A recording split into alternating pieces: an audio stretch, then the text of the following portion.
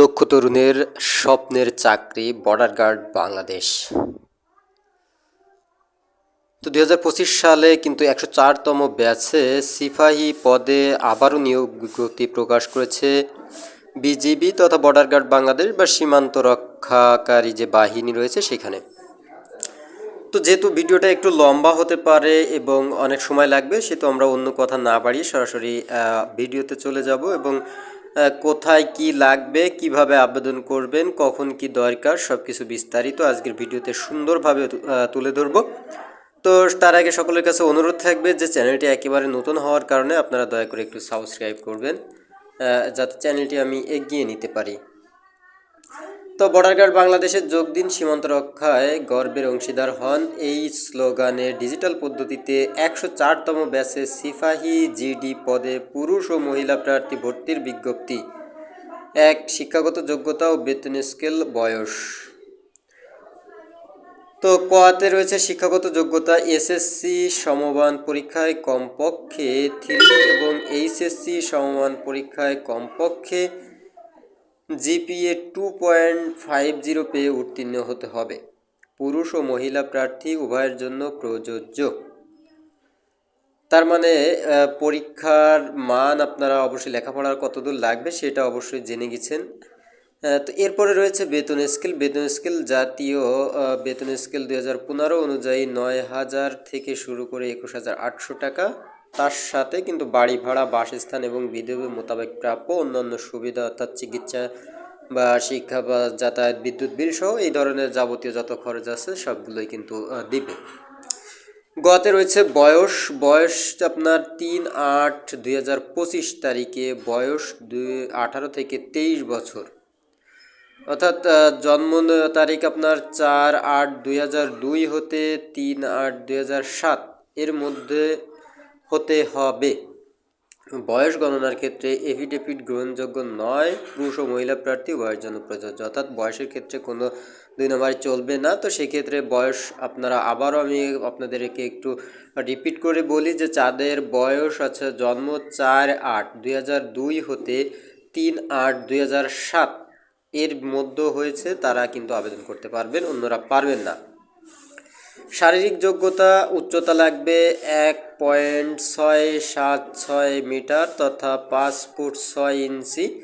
ক্ষুদ্র ও নৃগোষ্ঠী ও সম্প্রদায়ের ক্ষেত্রে 1.625 মিটার অর্থাৎ 5.4 ইঞ্চি, অর্থাৎ এখানে কিন্তু এটা পুরুষদের ক্ষেত্রে, আর মহিলাদের ক্ষেত্রে রয়েছে 1.574 মিটার 5.2 ইঞ্চি এবং ক্ষুদ্র নৃগোষ্ঠীদের জন্য রয়েছে 5 ফুট।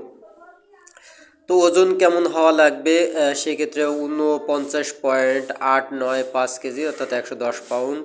আর যদি উপজাতি হয়, ক্ষুদ্র নৃগোষ্ঠী হয়, তাহলে 104 পাউন্ড হলে তাদেরকে বিবেচনা করা হবে। আর নারীদের ক্ষেত্রে স্বাভাবিকভাবে 104 পাউন্ড এবং ক্ষুদ্র নৃগোষ্ঠীদের জন্য 96 পাউন্ড পর্যন্ত গ্রহণযোগ্য।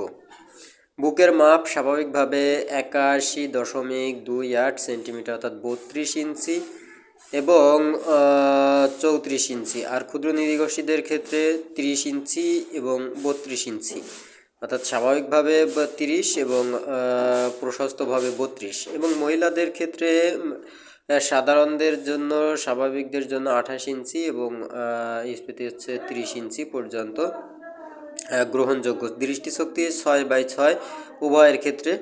এরপরে হচ্ছে বৈবাহিক অবস্থা। বৈবাহিক অবস্থা অবিবাহিত, তালাকপ্রাপ্ত গ্রহণযোগ্য নয়, অর্থাৎ অবিবাহিতই হওয়া লাগবে। 4, অত্র বাহিনীর জনবল হ্রাস বৃদ্ধির উপর ভিত্তি করে মহাপরিচালক নিয়োগ কর্তৃপক্ষ যা ভর্তির আসন সংখ্যা কম বেশি এবং বিজ্ঞপ্তি বাতিল করার অধিকার সংরক্ষণ করেন, অর্থাৎ কতগুলো লোক নিবে কি দেখি, এটা সম্পূর্ণ কর্তৃপক্ষের উপর নির্ভর করবে। সকল জেলাসমূহতে সিপাহী জিডি পদে পুরুষ মহিলা প্রার্থীরা আবেদন করতে পারবেন, আসন সংখ্যা সীমিত। সকল ইসের থেকেই আর কি, জেলা থেকে কোথাও কেউ বাদ যাবে না, সব জায়গা থেকে আবেদন করতে পারবেন। রেজিস্ট্রেশন বিজ্ঞপ্তি অনুষদ 1, 2, 3 অনুযায়ী আগ্রহী যোগ্য পুরুষ ও মহিলা প্রার্থীগণ, এই যে লিঙ্ক দেওয়া রয়েছে এইখানে ওয়েবসাইটে প্রবেশ করে 4 ফেব্রুয়ারি 2025 তারিখ 1 ঘটিকা হতে 13 ফেব্রুয়ারি 2025 2400 ঘটিকা পর্যন্ত অনলাইনে আবেদন মাধ্যম রেজিস্ট্রেশন সম্পন্ন করতে পারবেন। 4 ফেব্রুয়ারি থেকে শুরু হবে। এরপর আবেদন পদ্ধতি বিজিবি রিক্রুটমেন্ট ওয়েবসাইট, এইখানে চলমান নিয়োগ বিজ্ঞপ্তি থেকে নিম্ন বর্ণিত 6টি ধাপে আবেদন করা যাবে। ধাপ 1, যোগ্যতা পরীক্ষা। নিয়োগ বিজ্ঞপ্তি হতে আবেদন করুন বাটনে ক্লিক করুন। এখানে যদিও আমাদের এইগুলো অপশান নেই, আপনারা সংশ্লিষ্ট পাশের যে কম্পিউটার দোকান রয়েছে সেখানে যাবেন এবং সেখান থেকে আপনাদের আবেদনটা করে নেবেন। কারণ আপনি নিজেও বাসায় বসে বা বাড়িতে বসে এগুলো করতে পারবেন, কিন্তু সেক্ষেত্রে হতে পারে আপনার কোনো ভুল হতে পারে, তখন কিন্তু আফসোসের সীমা থাকবে না। তো যারা পার্শ্ববর্তী দোকানে যাবেন তাদেরকেও বলবেন খুব সতর্কতার সহিত আবেদনটা করে দিতে। এরপরে আবেদনের পূর্বে আবেদন পদ্ধতির ধাপগুলো ভালোভাবে পড়ুন, এগিয়ে যান। যোগ্যতা পরীক্ষা সংক্রান্ত সমস্ত প্রশ্নের সঠিক উত্তর দিন। ধাপ 2, রেজিস্ট্রেশন। আপনি যোগ্য হলে ব্যক্তিগত মোবাইল নাম্বারটি দিন এবং ইমেইলে ঠিকানা থাকে। এরপরে এগিয়ে যান বাটনে ক্লিক করুন। এরপরে আপনার মোবাইলে প্রেরিত 4 সংখ্যাটির ওটিপি যাচাই করুন। অর্থাৎ এই রেজিস্ট্রেশন এইগুলো আপনার করা লাগবে না। যদি আপনি দোকানে যান তাহলে সবগুলো সে করে দিবে। এইখানে যেভাবে যা করার লাগবে আপনাকে বিস্তারিত না বলে, আপনি নিজে ট্রাই না করে তাদেরকে বললে তারা কিন্তু আবেদন করে দিবে। ধাপে 3 আছে আবেদন ফি জমা। আপনার ইউজার আইডি এবং পাসওয়ার্ড দিয়ে লগ ইন করুন, বাটনে ক্লিক করুন। ভর্তি কার্যক্রমের ফি প্রদানে ইচ্ছুক হলে ফি প্রদান করুন, বাটনে ক্লিক করুন। আবেদন ফি 56 টাকা পেমেন্ট করতে হবে। অর্থ মন্ত্রণালয় কর্তৃক 30 ডিসেম্বর 2024 তারিখে জারিকৃত প্রজ্ঞাপন অনুযায়ী আপনার ব্যাংকিং কার্ড অথবা মোবাইল ব্যাংকিংয়ের সঠিক তথ্য প্রদান করে ডিজিটাল পদ্ধতিতে পেমেন্ট সম্পন্ন করুন। সেটা আপনি নিজেও করতে পারেন। যখন আপনার আবেদন হয়ে যাবে তখন ওইখানে ইউজার আইডিতে ঢুকে আপনি নিজেও দিতে পারেন, অথবা আপনার সংশ্লিষ্ট যে দোকান থেকে আপনি আবেদন করছেন তাকে বললে সেও দিয়ে দিবে। এরপর শিক্ষাগত যোগ্যতা যাচাই। আপনার এইচএসসি সমান পরীক্ষা, তথ্য শিক্ষা বোর্ড পরীক্ষার বছর, রোল নাম্বার, রেজিস্ট্রেশন নাম্বার প্রদান করে যাচাই করুন, বাটনে ক্লিক করুন। এগুলো আপনি নিজেই যাচাই করে দেখতে পারবেন যে আসলে সঠিক আছে কি না। এরপরে ব্যক্তিগত তথ্য প্রদান এবং ছবি আপলোড। শিক্ষা সংক্রান্ত তথ্যগুলো সঠিক হলে আপনার নাম, প্রয়োজনীয় তথ্য সংক্ষেপভাবে পূরণ হয়ে যাবে। ফর্মে থাকে ইনপুট ফিল্ডগুলোতে ব্যক্তিগত তথ্য প্রদান করুন, সদ্য তোলা পাসপোর্ট সাইজের ছবি আপলোড করুন।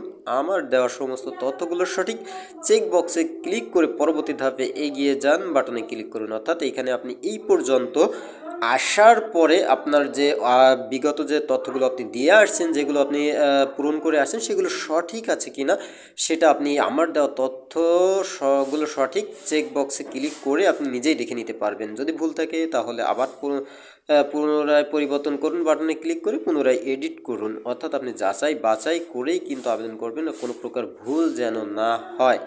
কারণ ভুল হলে আপনার অ্যাডমিট কার্ড না আসার সম্ভাবনা বেশি থাকবে এবং সেক্ষেত্রে আপনি পরীক্ষায় অকৃতকার্য হবেন। এবং সমস্ত সব কিছু ঠিক থাকলে আপনি তৎক্ষণাৎ সাবমিট ক্লিক করলে আপনার কাজ হয়ে যাবে। এরপরে ধাপ 6 আছে অ্যাডমিট কার্ড প্রবেশপত্র ডাউনলোড। অ্যাডমিট কার্ড প্রবেশপত্রের জন্য অপেক্ষা করুন। পরীক্ষার পূর্বে অ্যাডমিট কার্ড প্রবেশপত্র ডাউনলোডের জন্য আপনার দেওয়া মোবাইল নাম্বারে এসএমএসের মাধ্যমে জানানো হবে। অর্থাৎ আপনি যখন আপনার আবেদনের পরে যখন পরীক্ষা হবে তখন পরীক্ষার আগে আপনার ফোনে একটা এসএমএস আসবে। সেই এসএমএসে কিন্তু আপনার ইউজার আইডি এবং পাসওয়ার্ড দেওয়া থাকবে। সেটা নিয়ে আপনি অথবা আগের আবেদনের যে এই এখনকার আবেদনের যে কপিটা রয়েছে এই কপিটা নিয়ে আপনি কিন্তু ওই দোকানে গেলে তারা আপনার এটা বের করে দিবে। তো মেডিকেল ও অন্যান্য পরীক্ষায় অংশগ্রহণ। এইখানে নির্বাচনের ক্ষেত্রে পরীক্ষার্থীর পর্যায়ক্রমে প্রাথমিক ডাক্তারি পরীক্ষা, লিখিত পরীক্ষা, ব্যবহারিক চূড়ান্ত ডাক্তারি পরীক্ষা করা হবে। শুধুমাত্র নির্বাচিত প্রার্থীদের এইগুলো করানো হবে। ডোপ টেস্ট নন ডেডিকেটেড ফলাফল প্রাপ্ত প্রার্থীগণ চূড়ান্তভাবে নির্বাচিত বলে গণ্য হবে। এছাড়া সরকারি এজেন্সির মাধ্যমে তদন্ত প্রতিবেদন ভিআর সম্পন্ন হওয়ার পর সঠিক প্রতিবেদন প্রাপ্তি সাপেক্ষে নিয়োগপত্র প্রদান করা হবে। তার মানে আপনারা বুঝতে পারছেন যে কতটা কঠিন হতে যাচ্ছে। তো তারপরেও আসলে কেউ আশা ছাড়ে না, সবাই আশাই থাকে এবং আশা নিয়েই বাঁচে। তো যেহেতু বিজেপিতে নিয়োগ দিয়েছে, অবশ্যই লক্ষ লক্ষ তরুণ এখানে আবেদন করবে। তো ভর্তির সময় আবশ্যিকভাবে যা সঙ্গে আনতে হবে সেগুলো আপনাকে একটু বলে দিই যে অনেক সময় আপনারা আবেদন করতে গেলে কিছু না কিছু আপনাদের থেকে যায় বা অনেক সময় তাড়াহুড়ো করে অনেক সময় অনেক কিছু নিতে মনে থাকে না। তো এই জায়গাটুকু আপনারা একটু খেয়াল করে দেখবেন এবং শুনবেন যে আসলে কি কি আপনাকে নিয়ে যেতে হবে।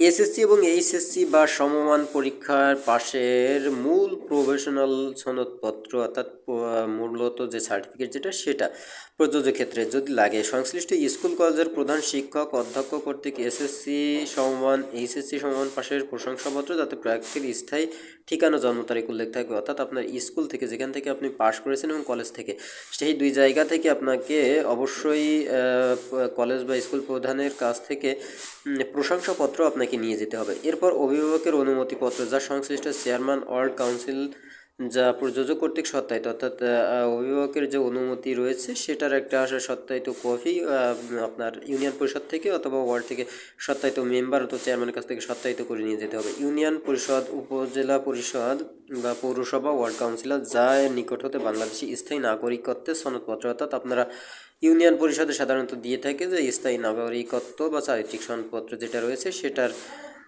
একটা কপি নিয়ে যেতে হবে। কপি না, ওটা কিন্তু অরিজিনাল কপি দেওয়া লাগে। ইউনিয়ন পরিষদ এরপর প্রথম শ্রেণীর গেজেটেড অফিসার কর্তৃক প্রদত্ত চারিত্রিক সনদপত্রের মূল কপি সহ সত্যায়িত কপি। তো সেক্ষেত্রে প্রথম শ্রেণীর গেজেটেড অফিসার কর্তৃক ওই চারিত্রিক সনদপত্রের মূল কপি তো নিতেই হবে, সাথে একটা সত্যায়িত কপিও নিতে হবে। এরপরে সদ্য তোলা নীল ব্যাকগ্রাউন্ড আবারও বলছি নীল ব্যাকগ্রাউন্ড অর্থাৎ এখানে অনেকেই কিন্তু ভুল করে, অনেক সময় রঙিন দিয়ে ফেলে বা সাদা করে ফেলে। তো সেক্ষেত্রে নীল ব্যাকগ্রাউন্ড সম্বলিত ল্যাবে প্রিন্টকৃত 11 কপি পাসপোর্ট সাইজের ছবি, 11 কপি কিন্তু 1 কপি না, 10 আর 1 11 কপি পাসপোর্ট সাইজের ছবি, 1 কপি ছবি ইউপি চেয়ারম্যান ওয়ার্ড কাউন্সিলর দ্বারা সত্যায়িত এবং 10 কপি সত্যায়িত ব্যতীত অর্থাৎ এর ভিতরে 11 কপি আপনাকে কিন্তু সত্যায়িত করা লাগবে না। 1 কপি ছবি ইউনিয়ন পরিষদের চেয়ারম্যানের কর্তৃক বা কাউন্সিলর কর্তৃক আপনাকে কিন্তু সত্যায়িত করতে হবে। এরপরে রয়েছে ইউনিয়ন পরিষদ পৌরসভার চেয়ারম্যান ওয়ার্ড কাউন্সিলর যা প্রযোজক কর্তৃক প্রদত্ত অবিবাহিত সনদপত্র অর্থাৎ আপনি যে বিবাহ করেননি এখনও পর্যন্ত তার একটা সত্যায়িত কপি কিন্তু আপনাকে অবশ্যই জমা দিতে হবে বা দেখাতে হবে, সেটা ইউনিয়ন পরিষদ বা ওয়ার্ড কমিশনার অথবা পৌরসভার চেয়ারম্যান যার কাছ থেকেই আপনি নেন না কেন। এরপর জাতীয় পরিচয়পত্রের মূল কপি সহ সত্যায়িত কপি অর্থাৎ জাতীয় পরিচয়পত্রের একটা ফটোকপি কিন্তু আপনি করবেন, একই সাথে মূল কপিটা কিন্তু নিয়ে যাবেন। আর ফটোকপি যেটা করবেন সেটাকে অবশ্যই সত্যায়িত করে নিয়ে যাবেন। এরপর রয়েছে এইখানে একটা লিঙ্ক দেওয়া রয়েছে, এই যে দেখেন এই লিঙ্কে প্রবেশ করে আপনার ইউজার আইডি এবং পাসওয়ার্ড দিয়ে লগ ইন করুন। বিজিবি কর্তৃক প্রেরিত অ্যাডমিট কার্ড প্রবেশপত্রটি ডাউনলোড ও প্রিন্ট করে ভর্তির সময় অবশ্যই সঙ্গে আনতে হবে। অর্থাৎ এটা যখন আপনি দিবেন হচ্ছে ওই যে ঘর থেকে আপনি আবেদন করছেন কম্পিউটার ঘর, সেখানে আপনাকে দিলে তারাই এখান থেকে আপনার অ্যাডমিট কার্ড ডাউনলোড করে দিবে। তো এই পর্যন্তই, এতটুকুই কিন্তু মূলত আপনাকে গুরুত্ব সহকারে দেখতে হবে, এই কাজগুলোই কিন্তু করতে হবে। এরপরে আবেদন ফি জমা দেওয়ার পর তার ফেরত প্রদান করা হয় না এবং চূড়ান্ত আবেদনের পর তার সংশোধন বা পরিবর্তন করা যাবে না, এটাই আর কি তারা লিখে দিয়েছে। অন্যান্য জনপ্রশাসন মন্ত্রণালয় কর্তৃক 23 জুলাই 24 তারিখে জারিকৃত প্রজ্ঞাপন অনুসরণ করা হবে। বিশেষ দ্রষ্টব্য আবেদনের সময় প্রদত্ত ইউজার আইডি পাসওয়ার্ড অবশ্যই সংরক্ষণ করতে হবে। অর্থাৎ আপনি যখন কম্পিউটার ঘর থেকে আবেদন করবেন তখন ওইখানকার যে ইউজার আইডি এবং পাসওয়ার্ড ওইটা একটু সংরক্ষণ করে রাখবেন। কোনো প্রার্থী ফৌজদারি অপরাধ আদালত কর্তৃক দণ্ডপ্রাপ্ত হলে বিজেপিতে চাকরির জন্য অযোগ্য হবে। অর্থাৎ আপনার নামে যদি কোনো প্রকার মামলা থেকে থাকে তাহলে আপনি কিন্তু সেখানে যোগ্য বলে বিবেচিত হবেন না। কোনো প্রার্থী স্থায়ী ঠিকানা গোপন করে ভর্তি হলে সংশ্লিষ্ট প্রার্থীর বিরুদ্ধে শাস্তিমূলক ব্যবস্থা গ্রহণ সহ চাকরি হতে বরখাস্ত করা হবে। অর্থাৎ প্রার্থী যদি তার ঠিকানা গোপন করে সেটা কিন্তু কখনো গ্রহণযোগ্য হবে না। অনেক সময় দেখা গেছে এর আগে অনেক ভারতীয়রা বাংলাদেশে এসে বিভিন্ন সময়ে পরিচয় গোপন করে চাকরি করে গেছে। তো সেক্ষেত্রে এখন কিন্তু আরও বেশি এটারে যাচাই বাছাই করা হবে। তো সেক্ষেত্রে সবাই সাবধান থাকবেন। বাংলাদেশ সশস্ত্র বাহিনী, border guard Bangladesh police, Bangladesh Ansar VDP অথবা প্রজাতন্ত্রের অন্য কোনো চাকরি হতে প্রাথমিক প্রশিক্ষণ বা চাকরি অবস্থায় বহিষ্কৃত হলে সংশ্লিষ্ট প্রার্থী চাকরির জন্য অযোগ্য হবে। অর্থাৎ এর আগে কোথাও তো কোনো জায়গা থেকে যদি আপনাকে বাদ দেওয়া হয় তাহলে বা বহিষ্কার করা হয়, অর্থাৎ বাদ আর বহিষ্কার কিন্তু এক জিনিস না। তো সেক্ষেত্রে আপনাকে বের করে দিলে সেখানে কিন্তু আপনি আর কোথাও চাকরি পাবেন না। বিজেপি কর্তৃক প্রদত্ত ইউজার আইডি পাসওয়ার্ড হারিয়ে মুছে গেলে প্রার্থী অযোগ্যতা বলে বিবেচিত হবে। অর্থাৎ এই যে ইউজার আইডি এবং পাসওয়ার্ড কতটা গুরুত্বপূর্ণ সেটা কিন্তু আপনারা একটু বিবেচনা করে দেখুন, যে এটা যদি হারিয়ে যায় বা মুছে ফেলেন, আপনারা ডিলিট করে দেন, তাহলে কিন্তু আপনার অযোগ্য বলে বিবেচিত হবে না। অর্থাৎ এটা কিন্তু তাদেরকে দেখানো লাগবে আপনাকে। ভর্তির জন্য আগত প্রার্থীকে লিখিত পরীক্ষার জন্য ক্লিপবোর্ড ও কলম সাথে আনতে হবে, অর্থাৎ কেউ দিবে না, আপনাকে নিয়ে যেতে হবে। পরীক্ষার সময় কোনো প্রার্থী মোবাইল ফোন, ক্যালকুলেটর, অন্যান্য ইলেকট্রনিক ডিভাইস সঙ্গে আনতে পারবে না, এটা সব জায়গায় বলা থাকে। ভর্তির কার্যক্রমের সময় আপলোডকৃত ছবি সকল নথিপত্রের সাথে ব্যবহার করতে হবে, অর্থাৎ যেখানে যেখানে লাগবে সব ছবি কিন্তু ওইখানে ব্যবহার করতে হবে। প্রার্থীর ডাক্তারি পরীক্ষার সময় ডোপ টেস্টে মাদকাসক্ত প্রমাণিত হলে চাকরির অযোগ্য হবে, সেটা বুঝতেই পারছেন। অর্থাৎ বিড়ি যারা খান বা অন্যান্য নেশা করেন তারা কিন্তু এদিকটা একটু খেয়াল রাখবেন। নিয়োগ সংক্রান্ত ব্যাপারে প্রার্থীদের যাতায়াতের জন্য কোনো ভ্রমণ ভাতা দেওয়া হবে না, অর্থাৎ এখানে যাতায়াতের জন্য আপনাকে কোনো খরচ দেওয়া হবে না, নিজেকেই সব কিছু বহন করতে হবে। এরপরে নিয়োগের সময় দাখিলকৃত শিক্ষাগত যোগ্যতা সনদপত্র, অন্যান্য কাগজপত্র ও ঠিকানা পরবর্তীতে ভুয়া বলে প্রমাণিত হলে সংশ্লিষ্ট প্রার্থীকে শাস্তিমূলক ব্যবস্থার আওতায় চাকরি হতে বরখাস্ত করে পুলিশের নিকট সোপর্দ করা হবে। তার মানে বুঝতেই পারছেন বিষয়টা। এরপরে বিজিবি ওয়েবসাইট ভর্তি সংক্রান্ত কোনো তথ্য দিয়ে ওয়েবসাইটে জানতে হলে ভিজিট করুন এইখানে। তো আবেদন সংক্রান্ত সকল অনুসন্ধানের জন্য 4 ফেব্রুয়ারি 2025 এবং 13 ফেব্রুয়ারি 2025 পর্যন্ত আপনারা খোঁজ রাখুন। তো বর্ডার গার্ড বাংলাদেশ ভর্তির ব্যাপারে প্রতারকের কবল থেকে সতর্ক থাকুন, এবং একই সাথে এইখানে কিন্তু বিস্তারিত লেখা রয়েছে যে কোনো প্রকার তদবির বা টাকা পয়সা দিয়ে যদি কেউ চাকরির জন্য সুপারিশ করেন তাহলে তাকে কিন্তু প্রার্থীকে অযোগ্য বলে বিবেচনা করা হবে, এবং এক্ষেত্রে কিন্তু আপনি নিজেকেও একটু দ্বিধাদ্বন্দ্বে ফেলে দিবেন। অনেক সময় কিন্তু অনেকের কাছে টাকা দিয়ে অনেকে ধরা খায়, তো সেক্ষেত্রে সেদিকেও একটু খেয়াল রাখবেন এবং সবাই আবেদন করুন এবং চেষ্টা করুন। দেখা যাক কপালে আছে তার অবশ্যই চাকরি হবে। তো ভালো থাকবেন সবাই, ধন্যবাদ।